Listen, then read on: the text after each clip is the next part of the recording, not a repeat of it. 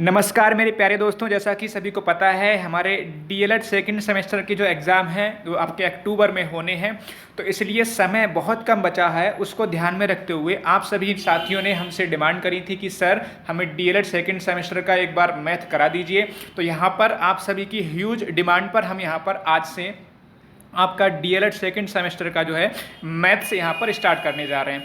प्यारे साथियों, बहुत अच्छे तरीके से मैंने इसका प्लान किया है। हम लोग यहाँ पर यूनिट 3 से स्टार्ट करेंगे।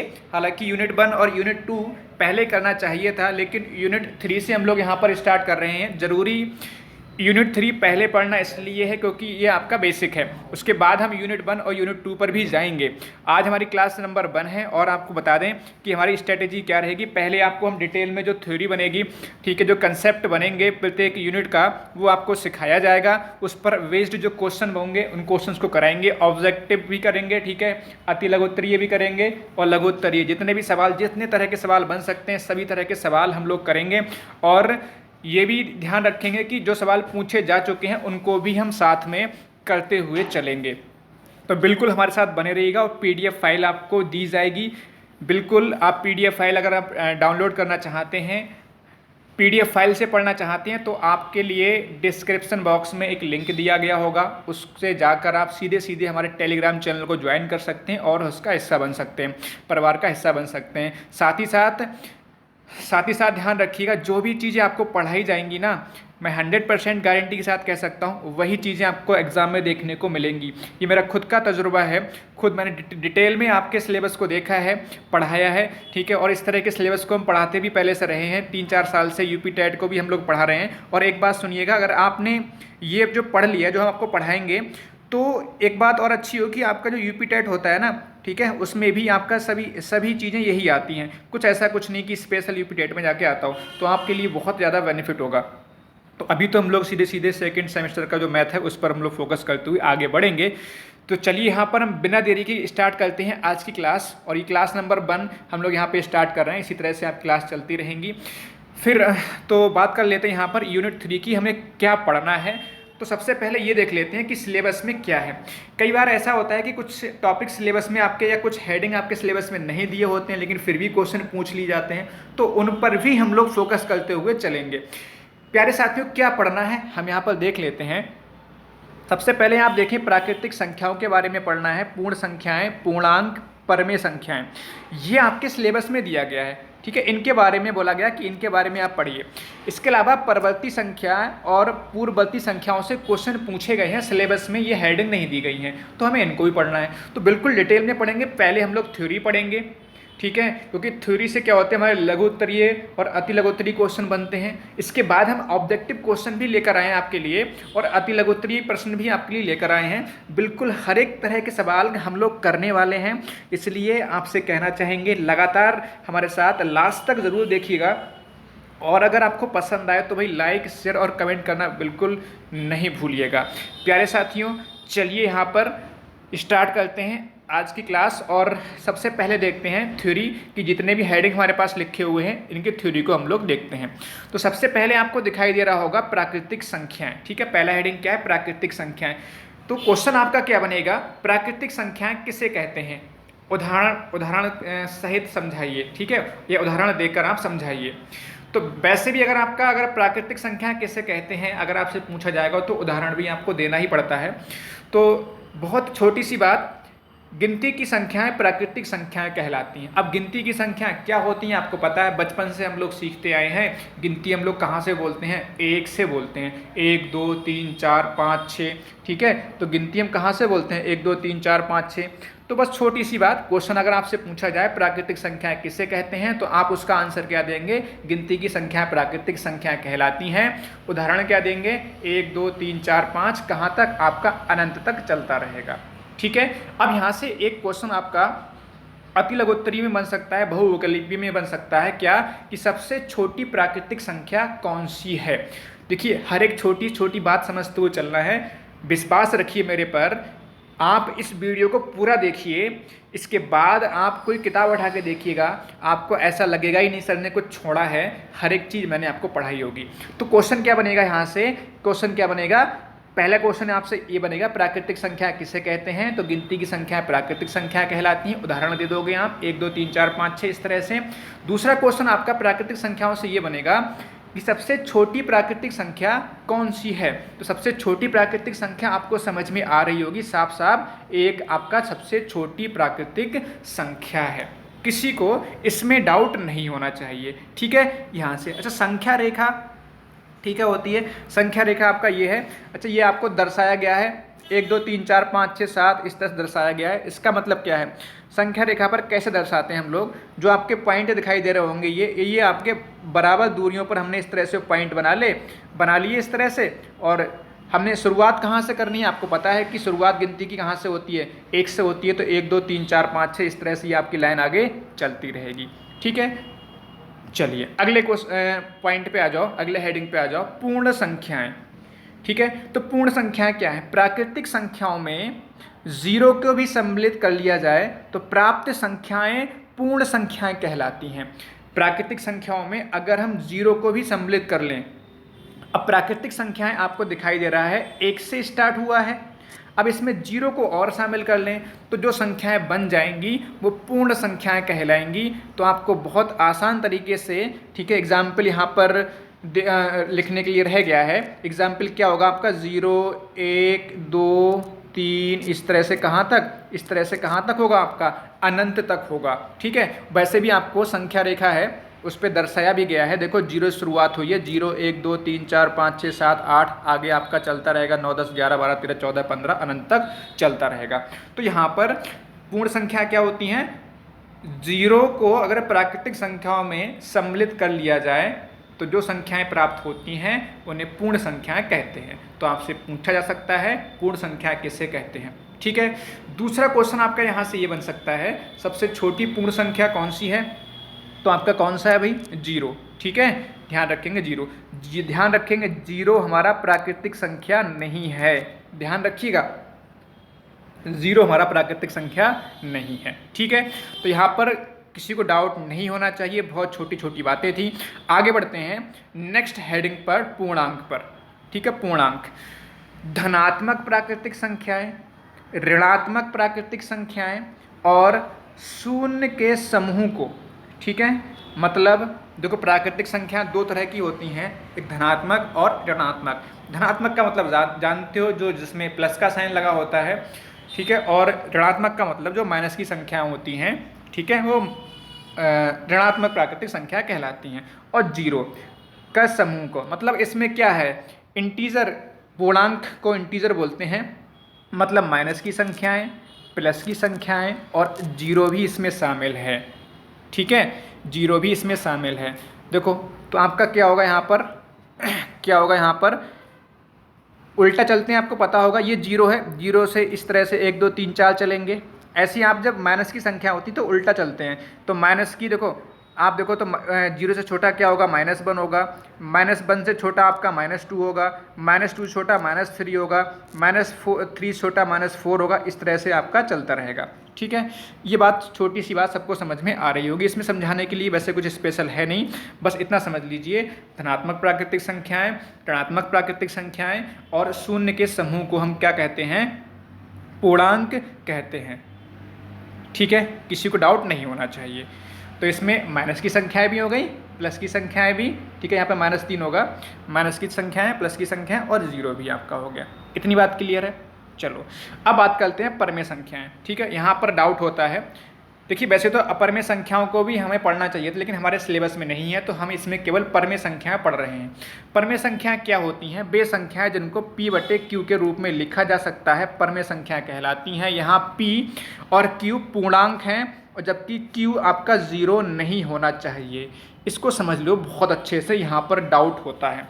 मतलब वे संख्याएं जिनको P/Q का मतलब क्या है, P/Q का मतलब होता है अंश बटे हर के रूप में। ठीक है, P/Q का मतलब होता है अंश बटे हर के रूप में, मतलब न्यूमरेटर अपॉन डिनोमिनेटर।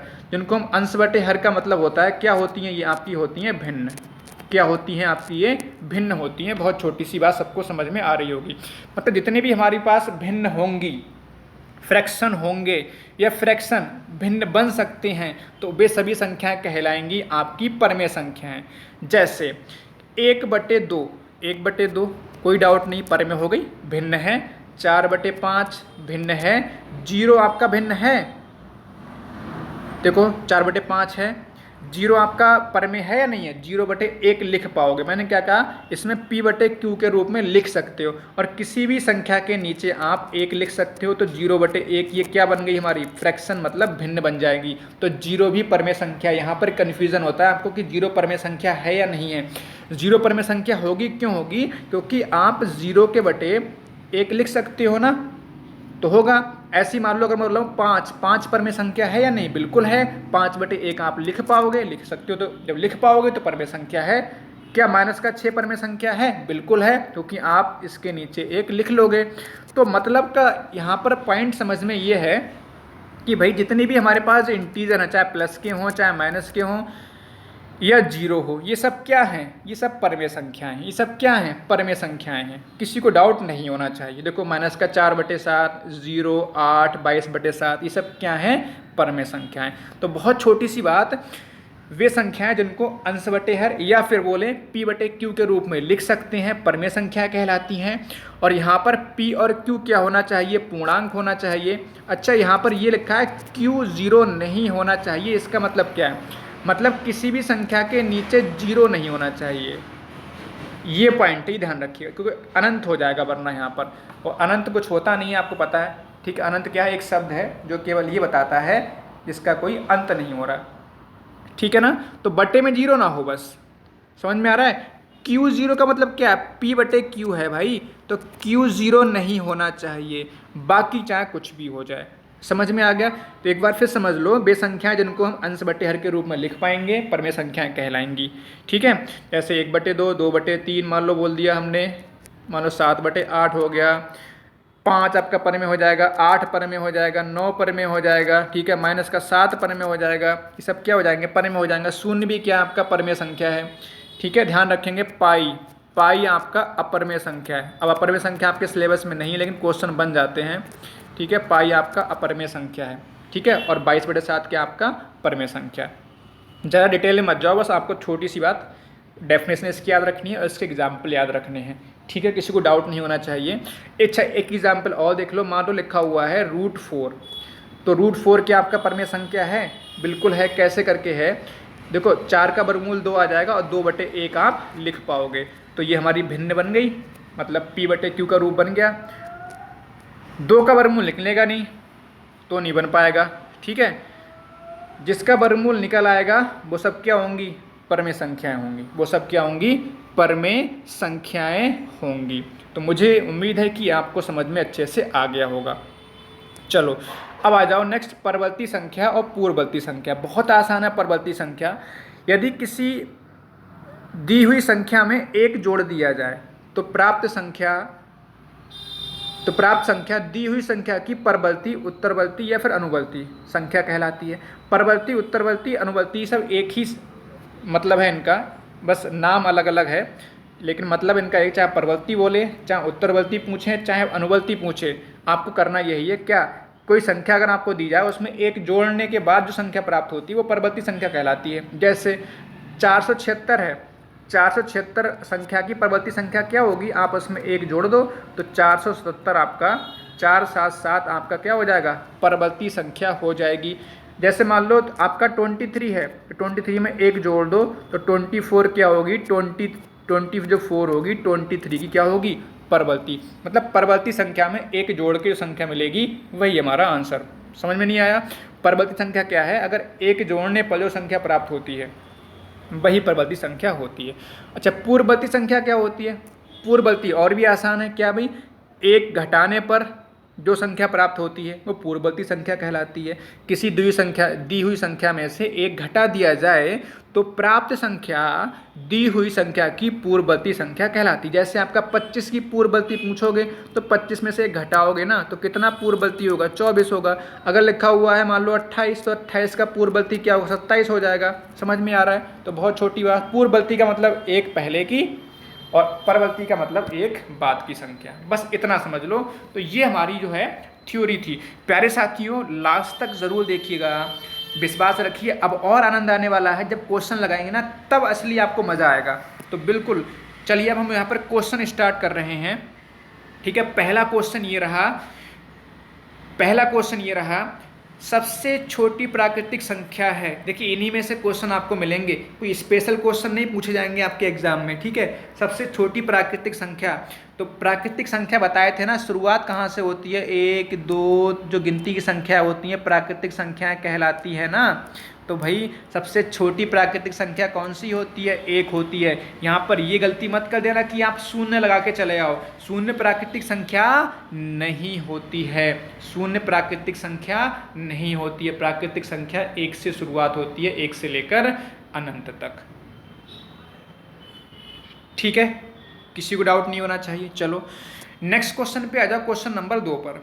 निम्नलिखित संख्याओं में से प्राकृतिक संख्या नहीं है। तो अभी मैंने बताया शून्य जो है वो प्राकृतिक संख्या नहीं है। तो ऑप्शन नंबर कौन सा टिक करोगे इसका, ऑप्शन नंबर आ, पहला ऑप्शन टिक करोगे, शून्य प्राकृतिक संख्या नहीं है। 1 भी है, 2 भी है, 81 तो वैसे ही भी होगा। तो शून्य प्राकृतिक संख्या नहीं है, तो इसका आंसर होगा ऑप्शन आ। ठीक है, पहला ऑप्शन सही हो जाएगा। नेक्स्ट क्वेश्चन नंबर 3, निम्नांकित संख्याओं में से पूर्ण संख्या है। ठीक है, निम्नांकित संख्याओं में से पूर्ण संख्या। अब पूर्ण संख्या कहाँ से होती है, 0 1 2 3 4 अनंत तक। ये 1 से लेकर तो अनंत तक प्राकृतिक होती हैं, उसमें 0 को और शामिल कर लो तो पूर्ण बन जाती हैं। तो पूर्ण संख्या देखो, पूर्ण संख्या 0 है, -1 माइनस वाली संख्या नहीं होती भाई, इसमें केवल प्लस की होती हैं। तो 0 से लेके अनंत तक, तो माइनस का 1 भी नहीं होगा, माइनस का 2 भी नहीं होगा। तो ऑप्शन नंबर कौन सा आ रहा है, इसमें भी आ ऑप्शन सही होगा, पहला ऑप्शन सही होगा। पूर्ण संख्या क्या है, 0 हो जाएगा यहाँ पर आंसर। तो 0 हमारा प्राकृतिक संख्या नहीं है, 0 क्या है, पूर्ण संख्या है। 0 कैसी है, पूर्ण संख्या है, ध्यान रखिएगा। क्वेश्चन नेक्स्ट है, निम्नलिखित में से कौन सा सत्य है। 0 धनात्मक है, 0 ऋणात्मक है, 0 ना ही धनात्मक है ना ही ऋणात्मक है, और चौथा ऑप्शन है इनमें से कोई नहीं। प्यारे साथियों, आपको पता है हम जब लाइन ड्रॉ करते हैं, रेखा ड्रॉ करते हैं, तो बीच में 0 लेते हैं, एक तरफ लेते हैं, फिर आपका 1 2 इस तरह से 3 चलते रहते हैं। पीछे 0 से पहले आपकी माइनस में संख्याएं होती हैं, -2 -3 -4। तो अब ये 0 देखो क्या होता है, देखो अगर आप पीछे जाओ, जो संख्या माइनस की दिखाई दे रही है आपको, ये ऋणात्मक संख्याएं हैं। 0 की जो बाद की संख्या ये धनात्मक संख्याएं हैं। तो 0 बीच में आ रहा है, तो 0 आपका ना ही धनात्मक होता है ना ही ऋणात्मक होता है। तो ऑप्शन नंबर सा इसमें सही हो जाएगा। इस बात को ध्यान रखिएगा, कन्फ्यूज़न बिल्कुल भी आपके दिमाग में नहीं होना चाहिए, है ना। 0 कैसा होगा, ना ही धनात्मक ना ही ऋणात्मक होगा। समझ में आपको आ गया होगा बहुत आसान तरीके से। नेक्स्ट क्वेश्चन नंबर 5, प्राकृतिक संख्या 1 की पूर्ववर्ती। देखो प्राकृतिक संख्या 1 से शुरुआत होती है, 1 2 3 4 ऐसे करके अनंत तक होता है, नहीं होता। तो 1 का पूर्ववर्ती का मतलब 1 से पहले कौन सी होगी बताओ। अब यहाँ पर बहुत सारे, मुझे लग रहा है कि मोस्टली स्टूडेंट्स क्या करेंगे, इसका आंसर 0 लगाएंगे, लेकिन इसका आंसर 0 होगा ही नहीं, क्योंकि प्राकृतिक संख्या 1 के पूर्ववर्ती कोई संख्या होगी ही नहीं। प्राकृतिक संख्या, ध्यान सुनिएगा फिर से, प्राकृतिक संख्या 1 के पूर्ववर्ती, क्योंकि प्राकृतिक संख्या 1 से ही तो शुरुआत होती है। प्राकृतिक संख्या कहाँ से शुरुआत होती है भाई, प्राकृतिक संख्या आपका 1 से ही तो शुरुआत होती है। जब प्राकृतिक संख्या आपका 1 से शुरुआत होती है तो उससे पहले, क्योंकि पूर्ववर्ती का मतलब क्या होता है, 1 पहले, तो उससे पहले कोई संख्या होगी ही नहीं। तो इनमें से कोई नहीं आपका ऑप्शन हो जाएगा। ठीक है, मतलब प्राकृतिक संख्या 1 के पूर्ववर्ती कोई भी संख्या नहीं होती है। ठीक है, सबको समझ में आ गया। ये डाउट बिल्कुल भी नहीं होना चाहिए, गलती मत कर देना। यहाँ पर प्राकृतिक संख्या की बात हो रही है और प्राकृतिक संख्या 1 से शुरुआत होती है, तो 1 से पहले कोई प्राकृतिक संख्या यहाँ पर है ही नहीं। ठीक है, क्योंकि हमें पूर्ववर्ती की बात होती है तो 1 कम करना पड़ता है। चलो नेक्स्ट क्वेश्चन पे आ जाओ, क्वेश्चन नंबर 6 पर। प्राकृतिक संख्या है तो देखो प्राकृतिक संख्या 1 2 3 4 जो गिनती की संख्या होती हैं, प्राकृतिक संख्या तो होती हैं, तो गिनती की संख्या कौन सी, केवल इसमें 5 आ रही है। इसके अलावा ये सब ये हमारी भिन्न हैं, ये सब क्या है, हमारी भिन्न है। 2/3 माइनस 5/6 4/7। तो इसका आंसर क्या हो जाएगा, इसका आंसर हो जाएगा आपका ऑप्शन नंबर पहला आ। ऑप्शन नंबर आ इसमें सही हो जाएगा। मुझे उम्मीद है कि आपको सभी चीज़ें बहुत अच्छे समझ में आ रही हैं। हमारे पास 15-16 क्वेश्चन हैं, लगातार लास्ट तक ज़रूर देखिएगा, इन्हीं में से आपको सभी सवाल मिलने हैं। अगर आप चाहते हो 2-3 सवाल आपके अच्छे सही करना तो बिल्कुल लास्ट तक देखिएगा। अब देखो ये DLED 2019 में पूछा हुआ सवाल, 21 के अनुवर्ती की अनुवर्ती संख्या। अब 21 का अनुवर्ती का मतलब हो जाएगा एक ज़्यादा, मतलब 22 हो जाएगा, एक जोड़ेंगे तो, ठीक है। अब कहना है फिर से उसका अनुवर्ती, मतलब 21 का अनुवर्ती जो आया, अनुवर्ती कितना आया, 21 का अनुवर्ती 22 आया, और 22 का अनुवर्ती संख्या, तो 22 का अनुवर्ती का मतलब हो जाएगा 23, तो एक इसमें और जोड़ दोगे, ठीक है। लिखो कैसे करके, लिखो कैसे, 21 का अनुवर्ती, 21 का अगर आपका मान लीजिए आता है कि अतुलगोत्तरीय हो तो कैसे लिखोगे, 21 का अनुवर्ती, 21 का अनुवर्ती बराबर कितना हो जाएगा, 21 + 1 बराबर कितना हो जाएगा, 21 + 1 बराबर हो जाएगा 22। फिर लिखोगे 22 का अनुवर्ती बराबर हो जाएगा 22 और +1 बराबर 23। तो ऑप्शन नंबर द इसमें सही होगा, ऑप्शन नंबर द इसमें सही होगा। देखो इसमें लिखने की ज़रूरत थी नहीं, इसमें तो केवल ऑब्जेक्टिव है, बहुविकल्पीय है, तो इसमें केवल आंसर टिक करना था। तो मैंने इसलिए बता दिया कि आपका हो सकता है कि क्वेश्चन आपका अति लघुत्तरी में पूछ लिया जाए। नेक्स्ट क्वेश्चन देखो, ये बेहतरीन सवाल है। इस तरह के बहुत सारे सवाल यूपी टेट में भी पूछे जाते हैं। फिलहाल आपका DLED 2019 में पूछा हुआ सवाल है, 2 असमान परमेय संख्याओं के बीच परमेय संख्याएं हो सकती हैं, तो इसका आंसर होगा अनंत। ध्यान रखिएगा, अगर परमेय संख्या जैसे मान लो 2/3 लिखा मैंने, और मैंने लिख दिया आपका 3/8 लिख दिया, तो इनके बीच में अनंत परमेय संख्याएं होंगी। या मान लो मैंने लिख दिया 3 और 9 के बीच में, तो अनंत परमेय संख्याएं होंगी, ठीक है, अनंत परमेय संख्याएं होंगी। समझ में आ रहा है। 3 से बड़ी संख्याएं लिखोगे तो बहुत सारी होंगी, परमेय संख्या बनेंगी। 9 से छोटी बहुत सारी बनेंगी, कुछ बटे में बनेंगी, कुछ पूर्ण बनेंगी। तो आपको बस इतना ध्यान रखना है, जब भी 2 परमेय संख्याओं के बीच की बात हो तो उसमें अनंत परमेय संख्याएं होती हैं। ऑप्शन नंबर सा इसमें सही हो जाएगा आंसर, ऑप्शन नंबर सा, ठीक है। नेक्स्ट क्वेश्चन नंबर 9, निम्नलिखित में से परमेय संख्या नहीं है। देखो परमेय संख्या नहीं है ये देखना है, तो 0 आपका परमेय संख्या है, बताया था ना 0 परमेय संख्या होती है। √16 का मतलब मैंने कहा जिसका वर्गमूल निकल आएगा ना, 4 वर्गमूल निकल आएगा 16 का, और 4/1 लिख लोगे तो ये परमेय संख्या बन जाएगी, नहीं बन जाएगी। तो जिनको वर्गमूल निकल आता है तो उनको हम वर्गमूल निकालने के बाद बटे में 1 लिख लेंगे तो परमेय संख्या होगी। तो परमेय संख्या ये आपकी √16 हो जाएगी। पाई, देखो पाई मैंने क्या बताया था, पाई आपका अपरमेय संख्या है। पाई क्या है आपका, अपरमेय संख्या है, ठीक है। पाई क्या है आपका, अपरमेय संख्या है। -6/7 कैसा है, परमेय संख्या है। तो इसका आंसर क्या होगा, सा। आंसर क्या होगा इसका, सा। देखिए डिटेल में फिर कभी हम पढ़ेंगे, क्योंकि परमेय और अपरमेय संख्याओं को हम डिटेल में पढ़ेंगे। जब आप यूपी टेट की तैयारी करेंगे या CTET की तैयारी करेंगे तो बिल्कुल आप हमारे चैनल पर जाके देखिएगा, डिटेल में इसको हम समझाएंगे। लेकिन अभी आपको डिटेल में पढ़ने की ज़रूरत नहीं है, केवल आपको बस आंसर देना है।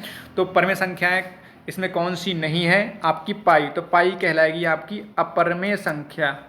अपरमेय क्या कहलाएगी, अपरमेय संख्या, ठीक है। किसी को डाउट नहीं होना चाहिए। अगले क्वेश्चन पे आ जाओ, क्वेश्चन नंबर 10 पे, कौन सी परमेय संख्या है, कौन सी परमेय संख्या है। तो √3, देखो इसका वर्गमूल निकलेगा ही नहीं पूरा पूरा, तो ये तो परमेय संख्या नहीं है। √4 का वर्गमूल कितना आ जाएगा, 2, तो ये परमेय संख्या हो जाएगी। मैंने कहा जिस अगर संख्या रूट में हो ना, तो जिनका रूट निकल आएगा वो परमेय होंगी, जिनका रूट निकल आएगा वो परमेय होंगी। 7 का निकलेगा ही नहीं पूरा पूरा, 5 का पूरा पूरा निकलेगा ही नहीं। तो इसका आंसर क्या होगा, परमेय संख्या कौन सी होगी इसमें, √4 आपका बा ऑप्शन, दूसरा ऑप्शन इस सवाल का सही जवाब होगा। तो मुझे उम्मीद है ये सवाल भी आपको समझ में आया होगा। माय डियर फ्रेंड्स, कुछ ऐसे सवाल मैंने लिए हुए हैं यहाँ से। अब क्वेश्चन नंबर 11 से कुछ ऐसे सवाल स्टार्ट हो रहे हैं सम विषम अभाज्य संख्या वगैरह होती हैं, लेकिन आपके सिलेबस में नहीं दिया गया है। लेकिन क्या है कि बस 3-4 पॉइंट है, ये याद कर लो, क्योंकि एक आध पॉइंट आपके एग्जाम में पूछा जा चुका है पहले, तो हो सकता है दोबारा से पूछ लें, है ना। और जब भी क्वेश्चन बनेगा तो जो मैं क्वेश्चन करा रहा हूँ 4-5 आपको ना यही क्वेश्चन कर लेना, इन्हीं क्वेश्चन में से आपको क्वेश्चन मिल जाएगा, ये पक्की गारंटी है। सबसे छोटी सम संख्या, तो सबसे छोटी सम संख्या होती है 2, ऑप्शन नंबर आ। ठीक है, सम संख्या क्या होती हैं? जो 2 से विभाजित हो जाती हैं, जो 2 से पूरी तरीके से या पूर्णतः विभाजित हो जाती हैं, वे सभी संख्याएं सम संख्या कहलाती हैं। सम संख्याएं कौन कौन सी होंगी? 2, 4, 6, 8, 10 ऐसे चलता रहेगा। सबसे छोटी सम संख्या कौन सी होगी? 2, तो ऑप्शन नंबर आ इसमें सही हो जाएगा। नेक्स्ट क्वेश्चन नंबर 12 पे आ जाओ। एकमात्र समअभाज्य संख्या, तो 2 एकमात्र समअभाज्य, जितनी भी हमारे पास संख्याएं हैं ना, उनमें 2 एकमात्र समअभाज्य संख्या बहुत इंपॉर्टेंट है आपके डीएलएड के लिए भी और आपके यूपी टेट सी टेट सबके लिए। क्वेश्चन पूछा जा चुका है, कई बार ये सवाल पूछा जा चुका है टीचिंग एग्जाम्स में, तो बहुत इंपॉर्टेंट सवाल है। तो 2 आपका एकमात्र समअभाज्य संख्या है। समअभाज्य से मतलब सम भी है और आपका अभाज्य भी है। ठीक है, तो सम भी है और अभाज्य भी है। 2 एकमात्र समअभाज्य संख्या, ऑप्शन नंबर 22 का सही जवाब हो जाएगा। नेक्स्ट क्वेश्चन नंबर 13, सबसे छोटी विषम संख्या। तो विषम देखो, सम संख्या क्या होती है? जो 2 से कट जाती हैं। विषम जो 2 से नहीं कटती हैं। तो 2 से ना कटने वाली सबसे पहली विषम संख्या 1, फिर 3, 5, 7, 9 ऐसे चलता रहेगा। ध्यान रखिएगा, हम लोग यहाँ पर सबसे छोटी विषम संख्या 3 लगा के चले आते हैं, जबकि 1 को भूल जाते हैं। सबसे छोटी विषम संख्या आपकी 1 होती है, तो ऑप्शन नंबर आ इसमें सही हो जाएगा। ठीक है, सबसे छोटी सम संख्या 2, सबसे छोटी विषम संख्या आपका 1 होता है। इतनी बात क्लियर। चलो अब सबसे छोटी अभाज्य संख्या, तो सम विषम हमने सीखा अभी, अभाज्य और भाज्य संख्याएं। तो अभाज्य संख्या जो किसी अन्य संख्या से ना कटे, तो इसमें आपका सबसे छोटी अभाज्य संख्या 2 होगी। 2, 3, 5, 7, ठीक है, 11, ये क्या होंगी आपकी अभाज्य। अभाज्य का मतलब जो किसी अन्य संख्या से ना कटे। ठीक है, तो इसका आंसर क्या हो जाएगा आपका? ऑप्शन नंबर सा। ठीक है, तीसरा ऑप्शन सही है, 2। ठीक है, देखो मैंने आपको बताया था ना, सम में भी 2 आता है और अभाज्य में भी 2 आता है। देखो अभाज्य में भी 2 आ रहा है, इसलिए 2 एकमात्र समअभाज्य संख्या है। चलो नेक्स्ट क्वेश्चन, सबसे छोटी भाज्य संख्या। भाज्य संख्या का मतलब जो किसी अन्य संख्या से विभाजित हो जाए, जो किसी अन्य संख्या से विभाजित हो जाए। प्यारे साथियों, प्यारे दोस्तों, अभी हम ऐसे सवालों को देख रहे हैं जो आपके सिलेबस में तो नहीं है, लेकिन फिर भी कुछ क्वेश्चन आपके सवाल सिलेबस में पेपर में आपके पूछे जा चुके हैं, तो इसलिए करना इनको ज़रूरी है। ठीक है, पीडीएफ फाइल के लिए देखिएगा हमारा Telegram channel Ashoka the exam Guru, search करिएगा आप टेलीग्राम पे जाके, तो Ashoka the exam Guru search करिएगा, उसको ज्वाइन कर लीजिएगा, पीडीएफ फाइल आपको मिल जाएगी वहीं पर। सबसे छोटी भाज्य संख्या, भाज्य का मतलब जो अन्य संख्या से कट जाए, तो कहाँ से स्टार्टिंग होगी? 4 से स्टार्ट होंगे। 4, 6 आपका 7 नहीं कटेगा, 8 कट जाएगा, फिर 9 ऐसे करके, तो सबसे छोटी भाज्य संख्या आपका 4 हो जाएगा। ऑप्शन नंबर द इसका सही हो जाएगा। ठीक है, नेक्स्ट क्वेश्चन, 100 110 के बीच अभाज्य संख्या ज्ञात कीजिए। आपका बीटीसी 2016 डीएलएड 2016 में पूछा हुआ सवाल है। प्यारे दोस्तों, ये आपका अतुलक उत्तरीय में पूछा हुआ सवाल है, तो इस तरह के भी सवाल पूछे जाते हैं। 100 और 110 के बीच में अभाज्य, अभाज्य का जो किसी संख्या से ना कटे, किसी अन्य संख्या से ना कटे, तो देखो 100 तो कट जाता है।